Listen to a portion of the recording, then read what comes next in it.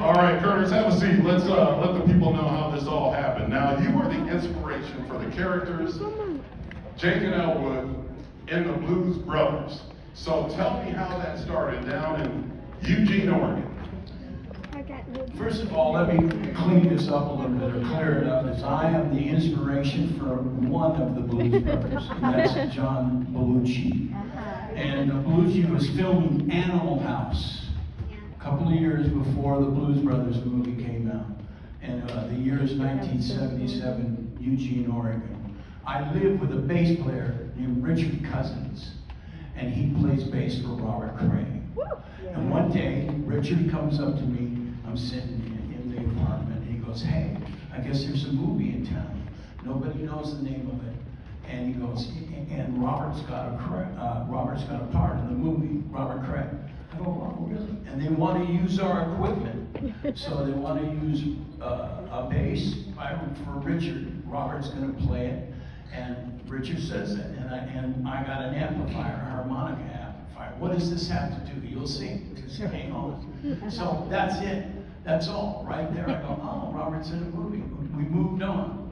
I've never seen Saturday Night Live. Richard and I do not own a television set, so we never saw Saturday Night. And I don't know if you folks know this, but musicians work on Saturdays. That's the big thing. So I don't know who this guy is. And here's what happens. We're doing a show at the Eugene Hotel. And it's both bands, Robert Cray, and I was in a band called the Nighthawks. And it was Saturday night, and I'm opening up because Robert, I think, is on set somewhere, like at the Dexter Lake Club in Eugene. And I would find this out later. So I've been telling this story for years, so I'm spot on. So Richard, I'm doing a show, and I'm singing. And I'm playing, and a guy comes up and he yanks on my pant leg, goes, "Hey, Curtis." And why bother someone when they're singing? And I know who this is. It's this little guy, we call him Richard, is his name. We call him Little Dick. That's the truth. And it's just that, and what? I'm singing, and he goes, "Belushi wants to meet you." I go, "What is it?" You know, it sounded like a sneeze. He's cussing at me or something. I'm serious. And I go, "What?" And I keep going. He goes, "Hey." He's going like this. And the stage is, "What?" And I told him, "Bug off." I didn't say bug off. And he disappears. He does this several times, right? Now, there are three girls, and it's Debbie Buck, Debbie Stinson, and Sylvia Jennings. And I got eyes for Sylvia.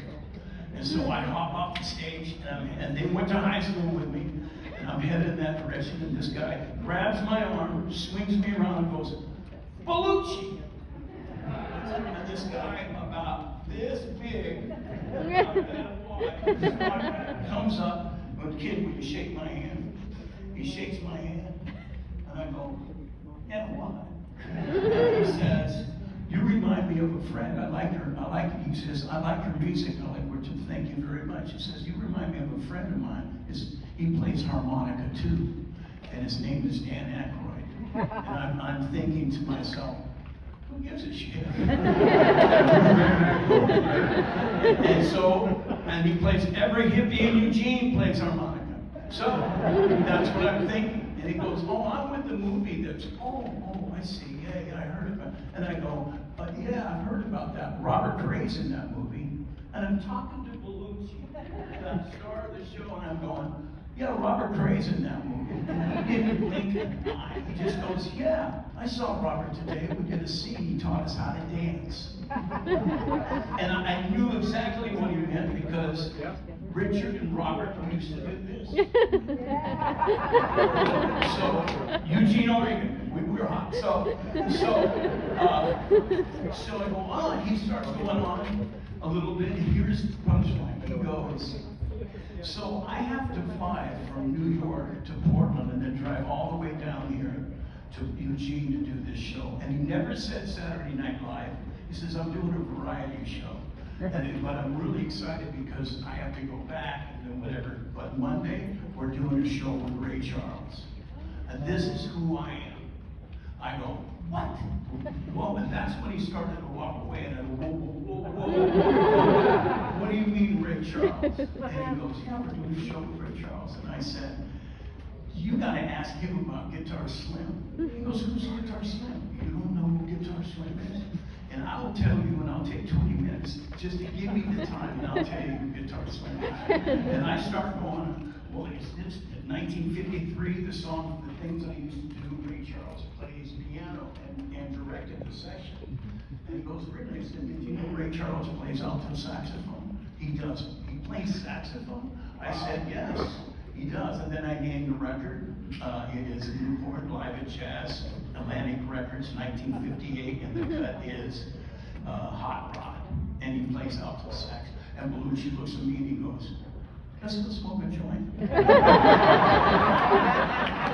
that, I'm going to sit back down and let you tell the rest of the story. So, we only have 15 minutes. Let me get what happened. So, 5 days later, or I don't know how, he calls me up. I live with Richard, and it's Eddie Belushi. How'd you get my number? And he goes, I have my ways. Okay, so he goes, why don't you come and have dinner with me and Judy? That's Judy Jacqueline.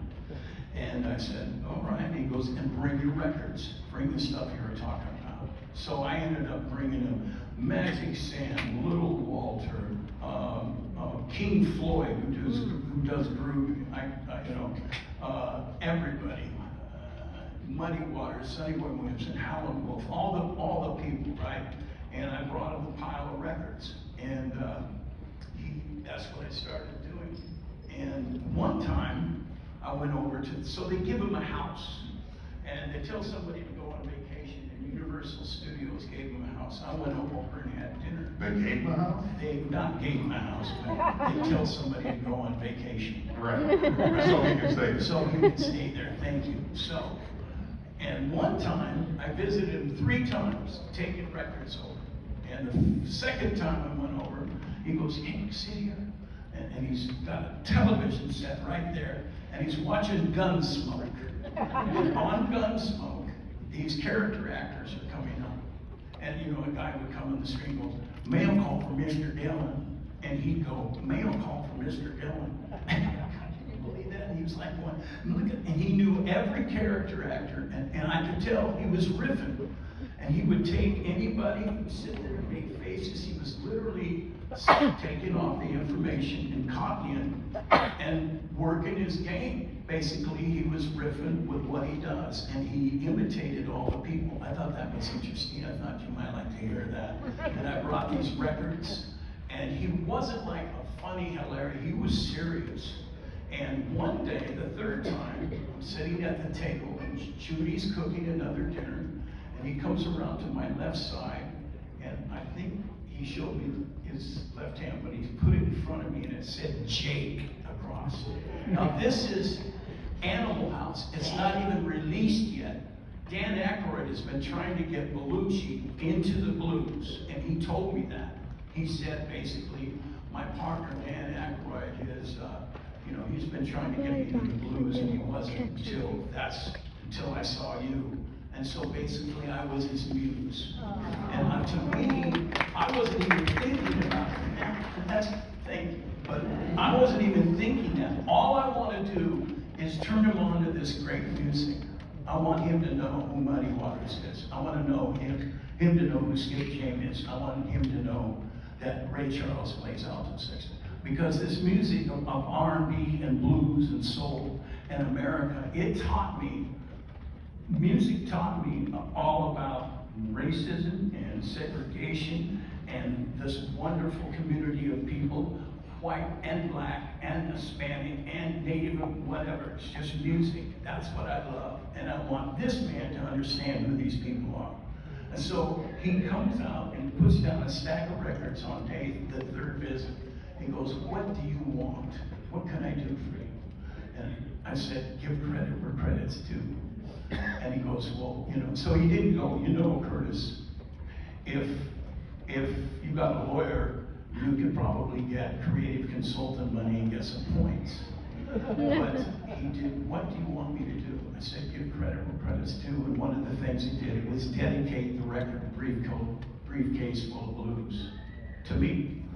And then Cat Calloway plays Curtis. And for a long while there, I don't have any chip on my shoulder. I get it. You know, I learned something, and that is professionals steal, amateurs copy. And that's it, you know. And then later on, and I'll end it with this, Belushi would end up inviting me after he finished Animal House, before he does The Blues Brothers. There's a movie in between, and it's called 1941. And he called me up and says, hey, come on down and hang out with me. So he flew me down to, and this is probably my third time I've ever been on a plane. And I went to Hollywood, Sunset Boulevard, and hung out with John Belushi for a couple of weeks. And that's a whole other story. So, there you have it. There's that. That is why